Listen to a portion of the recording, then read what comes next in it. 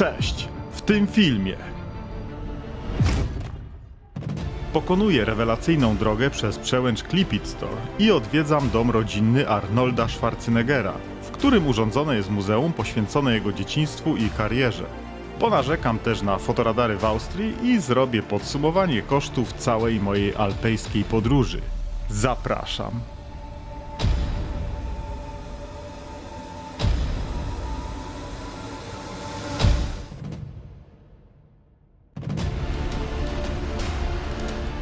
Witam serdecznie w szóstej części, będącej jednocześnie kontynuacją szóstego dnia mojej 7-dniowej podróży po Alpach Wschodnich. Jest to już ostatni film z tego wyjazdu, a ja pokonuję właśnie ostatnie kilometry po słoweńskiej ziemi, bo już za chwilę wjadę do Austrii. Ponownie na tym wyjeździe, z czego z jednej strony się cieszę, a z drugiej nie. Ale o tym później. Jeśli, drogi widzu, włączyłeś ten film, bo chcesz zobaczyć tytułowy dom rodzinny Arnolda Schwarzeneggera, to oczywiście nie zawiedziesz się. W tym filmie pokażę wszystko, co udostępnione jest tam do zwiedzania, ale mimo to zachęcam, by zapoznać się z całym materiałem z tego wyjazdu, oglądając go chronologicznie. Łącznie jest to 6 odcinków tworzących spójną całość, którą, sądząc po waszych komentarzach, dobrze się ogląda. Ale wracając do filmu, to jestem już, można powiedzieć, skierowany w kierunku mojego domu w Krakowie, do którego pozostało mi jeszcze jakieś 830 km. Oczywiście przy planowaniu trasy zadbałem o to, żeby nawet te ostatnie kilometry, które przypadają na powrót, nie były nudne i prowadziły przez ciekawe okolice i możliwie jak najbardziej kręte, dające frajdę z jazdy drogi.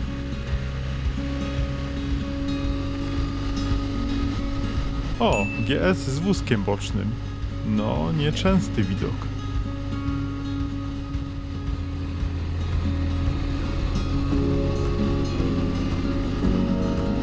Obecnie mamy piątkowe popołudnie, godzina 16:20. Punktem końcowym na dziś jest nocleg w austriackim hotelu, który zabukowałem wczoraj wieczorem.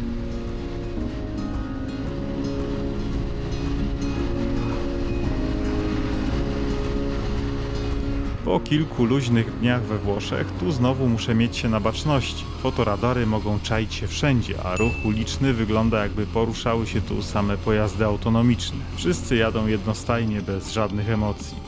No nic, trzeba to jakoś przeżyć. Muzyka z radia pomaga. Übernimmt die Rechnung von bis zu 200 Euro, wenn Dopóki utwór się nie skończy. Bo nie oszukujmy się, po niemiecku to jedynie Rammstein brzmi dobrze. Wydaje się, że sam Amadeusz Mozart zdawał sobie z tego sprawę i szczęśliwie dla nas komponował bez wokalu.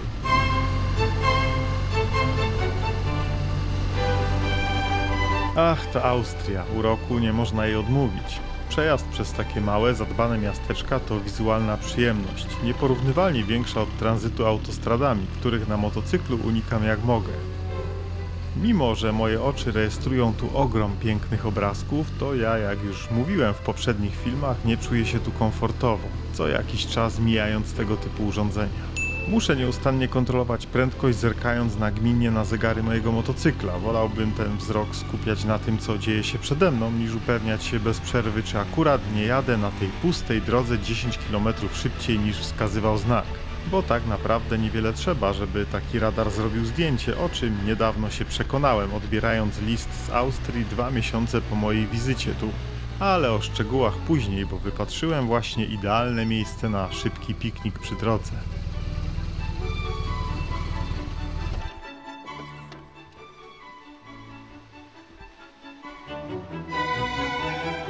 Kawa na kuchence turystycznej i, mówiąc po mojemu, kurosanty, które kupiłem jeszcze we Włoszech. Na świeżym powietrzu wchodzą jak złoto. Uwielbiam takie miejsca. Mój znajomy mówi, że co z tego, że mogę RT-kiem zrobić na jednym tankowaniu 450 km, skoro przerwy i tak zazwyczaj robi się wcześniej, więc tankowanie w motocyklu o mniejszym zasięgu co 200 km nie przeszkadza. Ja zawsze odpowiadam, że wolę jednak te przerwy robić w pięknych okolicznościach przyrody niż na stacjach paliw. Zwłaszcza, że miejsce tej przerwy to początek fajnej drogi oznaczonej jako L91. To rewelacyjny zbiór wzniesień i zakrętów wśród malowniczych krajobrazów, po których zostanie mi już tylko szybki przejazd przez miasto i meldunek w hotelu z pięknym widokiem.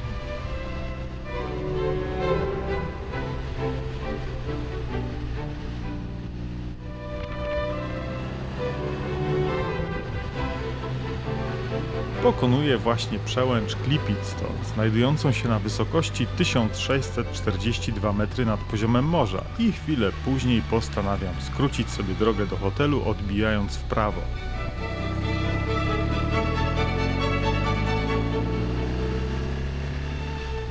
Co okazuje się doskonałym pomysłem, bo jazda tą wąską dróżką dostarcza mi jeszcze więcej frajdy.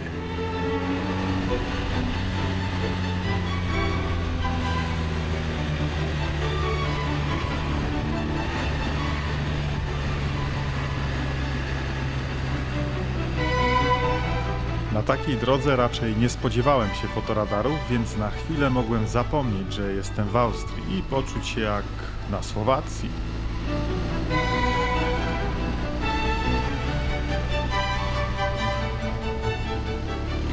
Następnie przejechałem przez dość opustoszałe miasto Wolfsberg, w którym unosił się nie do końca przyjemny zapach, by pokonać ostatni stromy podjazd, dojeżdżając do pięknie położonego na wzgórzu hotelu, albo raczej pensjonatu, jak nazwa obiektu sugeruje.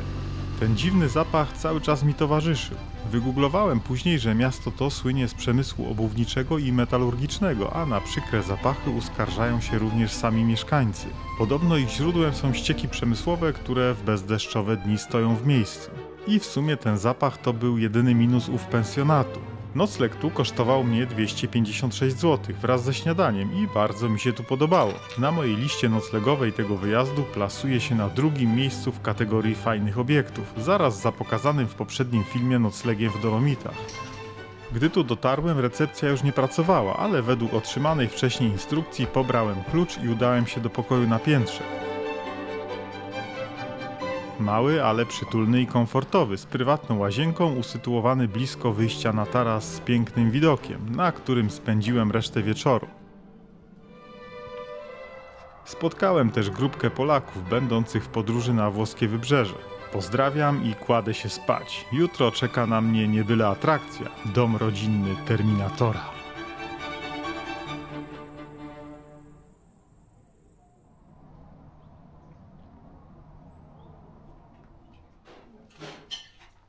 Ten dzień zacząłem od przyzwoitego śniadania. Połączyłem tu trochę różnych smaków, więc przed wyjazdem musiałem jeszcze coś załatwić i w drogę.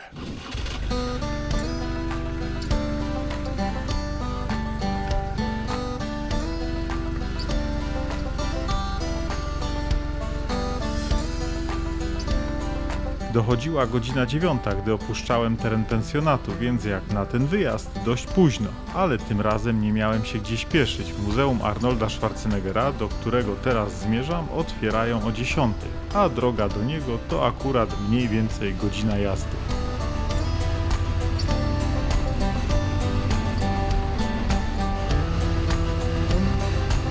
Jest to 7. i zarazem ostatni dzień mojej alpejskiej podróży. Niby to tylko tydzień, ale cały czas się przemieszczałem, zobaczyłem tyle przepięknych miejsc, że czuję się, jakby to trwało jakieś 2 tygodnie albo dłużej. Bo gdyby tak zwolnić tempo, jeść w restauracjach, co zawsze zabiera trochę czasu, dać sobie przestrzeń do jakichś pieszych wędrówek po okolicy, to spokojnie potrwałoby to wszystko 2 razy dłużej. Ale ja lubię taką intensywność, gdy jestem sam w podróży. Tłumaczyłem to już w drugiej części filmu z Rumunii, że włącza mi się takie podróżnicze ADHD.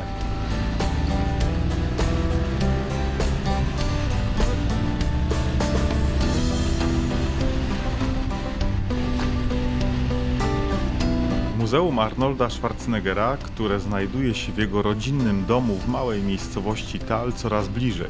Od dawna bardzo chciałem odwiedzić to miejsce. Tak jak już wspomniałem w poprzednim filmie z Dolomitów, Arnold to mój idol z dzieciństwa, którego podziwiałem jako gówniarz wchodzący w okres dojrzewania. Później nawet zapisałem się na osiedlową siłownię, zainspirowany jego karierą i osiągnięciami w kulturystyce.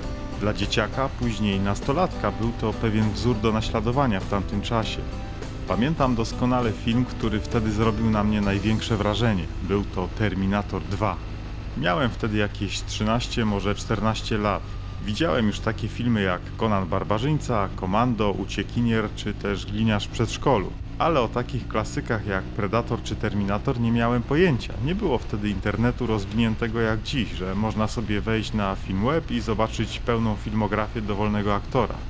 Wtedy kolega z klasy pożyczył mi kasetę VHS z absolutnym hitem Terminatorem 2. Był to początek lat 90. i produkcja ta stanowiła filmową nowość. Kaseta, która wpadła mi w ręce, stanowiła kopię przegraną z kopii tzw. kinówki, czyli nagranego za pomocą kamery VHS filmu wyświetlanego w kinie. Był to materiał o kiepskiej jakości obrazu i dźwięku z podłożonym amatorskim lektorem, tzw. lektorem bazarowym. Pamiętam doskonale, jak podjarany wróciłem ze szkoły. Rodziców jeszcze nie było, więc sam w mieszkaniu mogłem w spokoju obejrzeć cały film. Wsunąłem kasetę do magnetowidu firmy Sharp, przywiezionego przez tatę z Niemiec, włączyłem telewizor polskiej marki Curtis z kwadratowym, wypukłym jak kula ekranem kineskopowym, wyposażonym w jeden głośnik mono i nacisnąłem na pilocie przycisk play. To była prawdziwa magia. Nawet przez sekundę nie zwróciłem uwagi na to, że film, który oglądam, ma tak fatalną jakość. Nawet znalazłem na YouTubie nagranie z dokładnie tym samym bazarowym lektorem.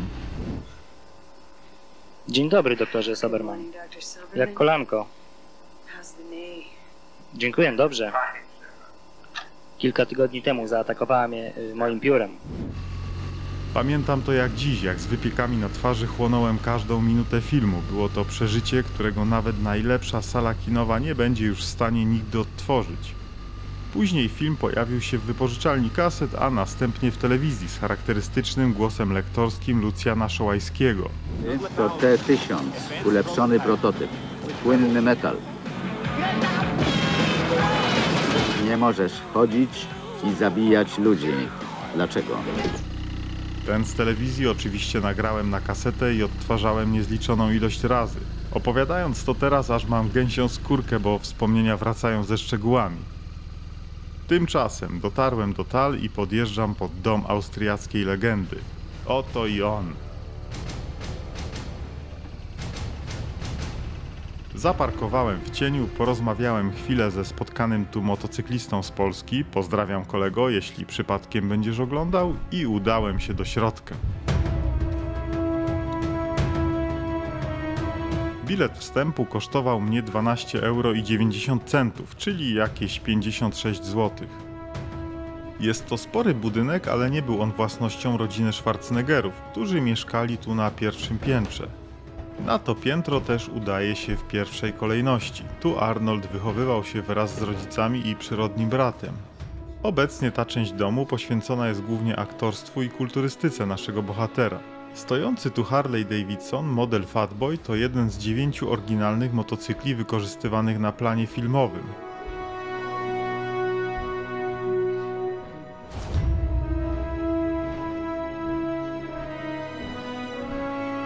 Dom ten został wybudowany w 1806 roku i pierwotnie był leśniczówką jakichś tam hrabiów. Gdy mieszkała w nim rodzina Schwarzeneggerów, na parterze mieścił się komisariat policji, a ojciec Arnolda pracował w nim jako funkcjonariusz policji właśnie. Tak w ogóle to podczas zwiedzania mamy też możliwość rzucić okiem na swój motocykl stojący na parkingu.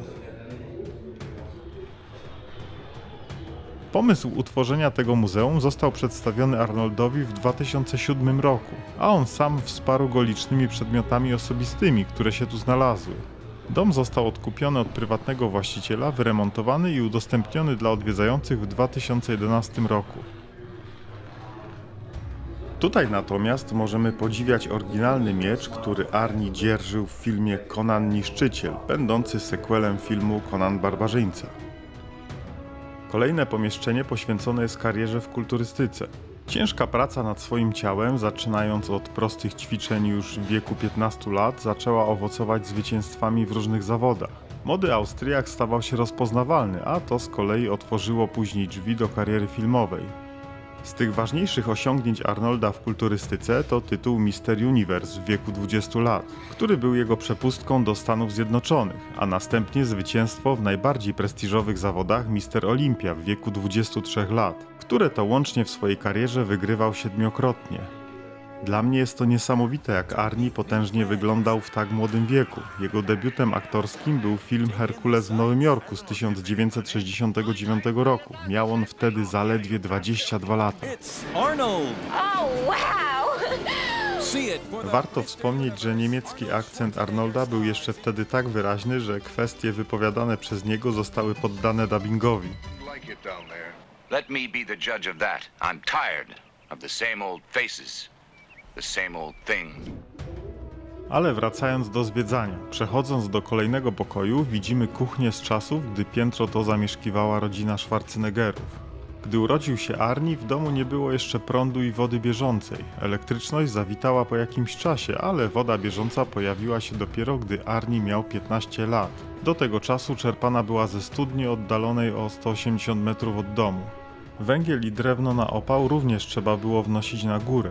Kuchnia ta została dokładnie odtworzona na wzór tej, która kiedyś tu była, podobnie jak toaleta typu long drop. Aż musiałem sprawdzić, czy to nie fake.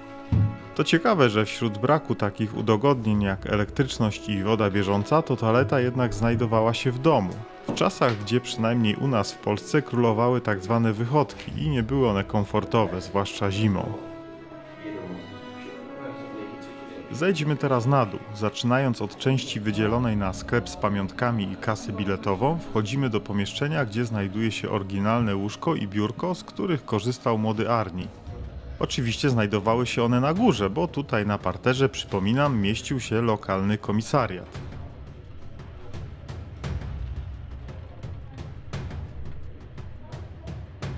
Jest tu też kącik poświęcony służbie wojskowej w austriackiej armii, którą musieli obowiązkowo odbyć wszyscy 18-letni mężczyźni. Nawet wtedy Arnold był tak pochłonięty kulturystyką, że opuścił jedno ze szkoleń wojskowych, by wziąć udział w konkursie, za co spotkała go kara, spędził tydzień w wojskowym więzieniu. Następny i zarazem ostatni pokój, w którym właśnie jestem, poświęcony jest karierze politycznej Terminatora.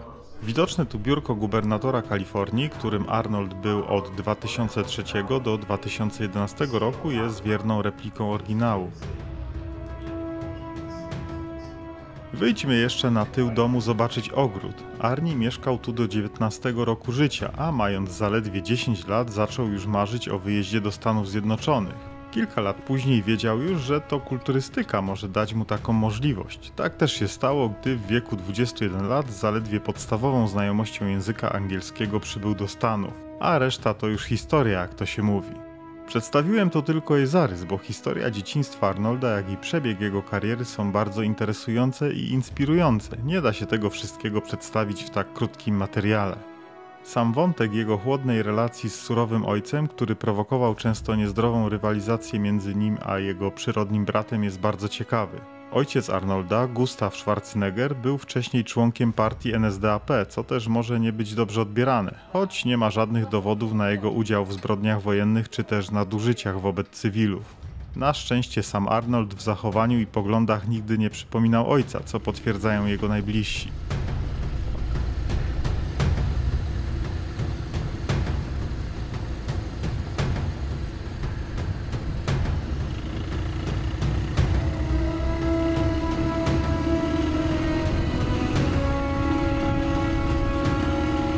Odjeżdżając, postanawiam jeszcze rzucić okiem na okolice. Bardzo kameralnie i spokojnie. Myślę, że gdy dorastał tu Arnold, to dla takiego pełnego energii nastolatka musiało być tu dość nudno. Choć on sam z perspektywy już dorosłego faceta wspominał w wywiadach, że mieszkali w bardzo pięknej okolicy, z widokiem z okien na zamek, który stoi tu nadal. A jeszcze jedna rzecz na koniec. Tyle mówiłem o filmie Terminator 2, że nie mogę się oprzeć, by czegoś wam nie pokazać, co z naszej polskiej perspektywy jest, myślę, uroczo zabawne. Była wersja ze słowackim dubbingiem dla naszych sąsiadów.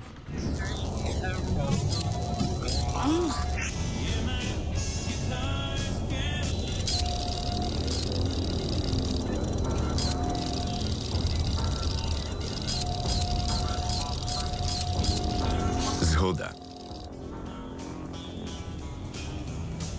Chcę twoje szaty, czyżmy, a motocykl.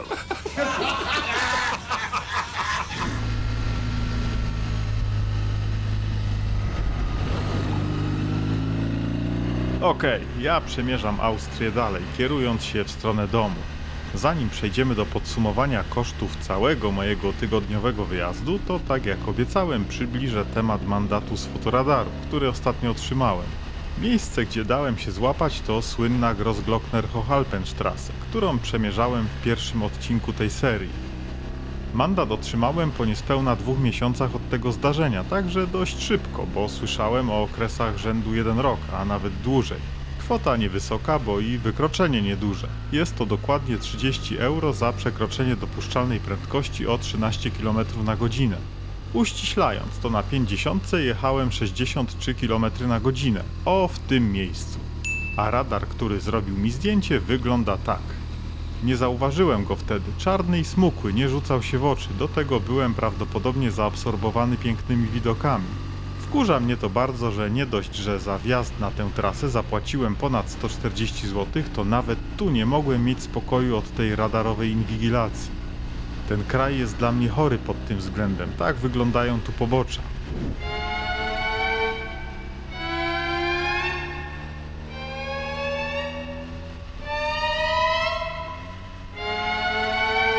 Do tego często przed radarami stoją znaki z ograniczeniem prędkości do absurdalnych 30 km na godzinę, a jakby tego wszystkiego było mało, to i tak spotyka się tu patrole z suszarkami. 3 razy mijałem taki patrol mierzący prędkość w Austrii i były to jedyne patrole z suszarkami podczas całej mojej podróży, przebiegającej przez 6 krajów i mierzącej 3500 km. Nie każdy musi się ze mną zgadzać, sam uważam, że bezpieczeństwo jest ważne, ale niestety największym kosztem tego pożądanego poczucia jest wolność. Ja nie bardzo lubię, gdy przesadne dbanie o bezpieczeństwo prowadzi do coraz większego ograniczania moich swobód, nie tylko na drodze. Oczywiście mówię tu o zdrowym podejściu do zarówno wolności, jak i bezpieczeństwa, a nie o przyzwoleniu na szaloną jazdę bez ograniczeń i wyobraźni. Po prostu trochę normalności. Wracając do tego mandatu, co ciekawe, znalazłem go w skrzynce. Nie był to list polecony. Więc mimo, że nieduży, to wstrzymam się z płatnością, bo ciekawy jestem, co będzie dalej. Czy przyślą kolejne wezwanie już za potwierdzeniem odbioru, czy może odpuszczą? W zeszłym roku, gdy byłem autem w Niemczech, też dostałem mandat z fotoradaru i też na kwotę 30 euro. Za podobne przekroczenie, o 11 km na 90. Tam to przyszło listem poleconym, więc zapłaciłem od razu, a tutaj zobaczymy. Mam tylko nadzieję, że nie przegapiłem innych radarów i kolejne mandaty nie zaczną spływać z czasem, na przykład tuż przed świętami. Warto przy okazji poruszyć temat nagrywania trasy w Austrii, czy to za pomocą wideorejestratora w samochodzie, czy przy użyciu kamerki na kasku, tak jak robię to ja. Przepisy na ten temat pozostawiają sporą przestrzeń do interpretacji. Niby można, ale nie może to nosić znamiona rejestrowania otoczenia w sposób ciągły. Niby nie można upubliczniać czyjegoś wizerunku, ale gdy osoba przypadkiem znajduje się w kadrze i jest oddalona, to już jest ok i tak dalej. Mimo to ja nagrywałem. Widziałem też wielu motocyklistów z Austrii z kamerkami na kaskach. Można znaleźć wiele wpisów internautów, że przypadkowi austriaccy policjanci zapytani o to wprost odpowiadali, że bez problemu, żeby tylko bezpośrednio nie naruszać czyjejś prywatności i będzie ok. Mimo to te niewystarczająco sprecyzowane przepisy powodują strach przed wysokimi karami i wiele osób całkowicie rezygnuje z nagrywania w Austrii. To wszystko powyższe razem z radarami na czele sprawia, że w mało którym kraju czułem się na motocyklu tak skrępowany jak tutaj. Nie jest to mój pierwszy raz w Austrii, ale pierwszy na motocyklu i raczej nie marzę o tym, by wracać tu z przyjemnością. Arnold dobrze wiedział, co robił, wyjeżdżając stąd w tak młodym wieku. Więcej o samej Austrii mówiłem w drugiej części tej serii. Także kończąc to narzekanie, czas wrócić do pozytywu. A jednym z nich jest ten moment właśnie, gdy opuszczam ten kraj i wjeżdżam na Słowację. Tutaj od razu poczułem się jak w domu, mimo że do niego miałem jeszcze 400 km. Ale czułem już zupełnie inną energię. Skorzystałem na chwilę z autostrady D1, by szybko minąć Bratysławę. Przy okazji tankowania zrobiłem sobie krótką przerwę i ze sporym zapasem sił ruszyłem dalej. Gdy będę tak sobie mknął przez kraj złotych bażantów, oświetlony ciepłymi promieniami coraz to niżej schodzącego słońca, przedstawię Wam podsumowanie kosztów, o które zresztą wielu z Was dopytywało już od samego początku. No to lecimy. Paliwo. Łącznie zrobiłem 3500 km, mimo że sama trasa, do której link znajdziecie w opisie pod filmem, liczy o 240 km mniej. No ale ja odbijałem do miejsc noclegowych, Dolomity robiłem na 2 razy, kilkukrotnie też zawracałem, bo zagapiłem się i przejechałem jakiś skręt, a to gdzieś odbiłem z ciekawości i tak oto uzbierało się te kilkadziesiąt kilometrów więcej. Spalanie średnie wyszło mi 5,4 litra na 100 km, a całkowity koszt paliwa wyniósł mnie... Następny spory koszt to noclegi. Tu macie ich nazwy i ceny. Nazwy te wyświetlają się również na ekranie w filmach w momencie, gdy podjeżdżam do tych miejsc. I tu małe sprostowanie do poprzedniej części. Powiedziałem tam, że nocleg w Dolomitach był dla mnie najlepszym i najtańszym na tym wyjeździe. Otóż najlepszym jak najbardziej, ale najtańszym jednak był ten pierwszy w Czechach. Taka mała poprawka. Idąc dalej, opłaty za przejazdy trasami widokowymi w Austrii, łącznie zakupy spożywcze przed podróżą, jak i w trakcie, plus inne wydatki jak wstęp do Muzeum Arnolda i tym podobne. Dodatkowo musiałem kupić litr oleju, żeby zrobić dolewkę we Włoszech. I to wszystko daje nam łącznie... Oczywiście można z tej kwoty urwać kilka stówek, zabierając namiot i oszczędzając tym samym na noclegach. Można by też spokojnie dobić do 4000, jeśli regularnie odwiedzałbym restaurację. Wszystko zależy od prywatnych preferencji. Do tej sumy powinienem też doliczyć mandat z fotoradaru, ale z tym zobaczymy. Zobaczymy też, czy nie przyjdzie ich więcej, oby nie. No i musiałem również zakupić nowe opony, które w 60% zużyły się podczas tego wyjazdu właśnie. Tak na marginesie to tył wyglądał tak, gdy już dojechałem do domu. Przód był może minimalnie lepszy, ale też do wyrzucenia. Więcej o oponach mówiłem w poprzednim filmie, więc tu już nie będę kontynuował tego tematu. Zapraszam tam, kto nie oglądał. Na koniec jeszcze temat planowania takiej trasy, bo o to też pytaliście. Po pierwsze, tak jak mówiłem, cała moja trasa dostępna jest w opisie pod filmem. Jest tam link do mapy CZ, z której korzystałem. Mapy CZ dają możliwość wygenerowania pliku GPX, gdyby ktoś taki potrzebował. Zaznaczam też, że moja trasa nie wymaga zakupu winiet. Autostrady i ekspresówki pojawiają się na niej sporadycznie i nie są to odcinki płatne. Jeśli chodzi o miesiące, w których najlepiej jechać w Alpy, to moim zdaniem jest to okres od lipca do pierwszej połowy września. W czerwcu może jeszcze zalegać sporo śniegu na tych najwyższych przełęczach, a nawet możecie trafić na jego opady, tak jak to miało miejsce w tym roku, na przykład na Stelvio. Dlatego bezpieczniej poczekać do lipca. Natomiast celując w końcówkę sezonu, również trzeba brać pod uwagę, że ten motocyklowy w Alpach potrafi zakończyć się gwałtownie. Już w drugiej połowie września mogą zaskoczyć nas opady śniegu i niskie temperatury. Na przykład na trasie Grossglockner były takie sytuacje, że we wrześniu z powodu gołoleci pojazdów jednośladowych nie wpuszczali. Większość tych wyższych przełęczy w zimie jest całkowicie nieprzejezdna i zamknięta, więc jeśli w tych miesiącach będziecie podglądać moją trasę z zamieszczonego linku, to zobaczycie liczne objazdy. Latem wszystko wróci do normy. Ponadto, tak jak to zawsze podkreślam, unikajcie weekendów za wszelką cenę i starajcie się te najbardziej turystyczne miejsca odwiedzać wczesnym rankiem. Wtedy są one puste i przepięknie skąpane w porannym słońcu. O ile słońce będzie, bo z pogodą w górach to wiadomo jak bywa. Ja śledziłem pogodę codziennie na różnych serwisach pogodowych i gdy widziałem, że najbliższy tydzień prezentuje się obiecująco, to ruszyłem wyjeżdżając w niedzielę, a teraz, gdy jest sobota, wracam. Uniknąłem weekendów w Alpach i pogoda też mi sprzyjała. Burze trafiły się wprawdzie 2 razy, ale na szczęście wieczorem, gdy już byłem w pokoju. Całość wspominam zajebiście dobrze, mimo tej Austrii. Ten wyjazd to była dawka prawdziwej motocyklowej rozkoszy. Nie bez powodu mawia się, że jazda motocyklem to najlepsze, co można robić w ubraniu. Aż co chwilę wstaję od kąpa i zaczynam już chodzić po domu jak jakiś wariat, czekając na następny sezon, by wyruszyć w Alpy ponownie. Tym razem również włoskie, ale też szwajcarskie i francuskie. Zima to będzie idealny czas, by zaplanować trasy. Myślę też o Bałkanach, w sensie osobno Bałkany i osobno Alpy. Ale jak będzie, to już jak mawia klasyk, czas pokaże.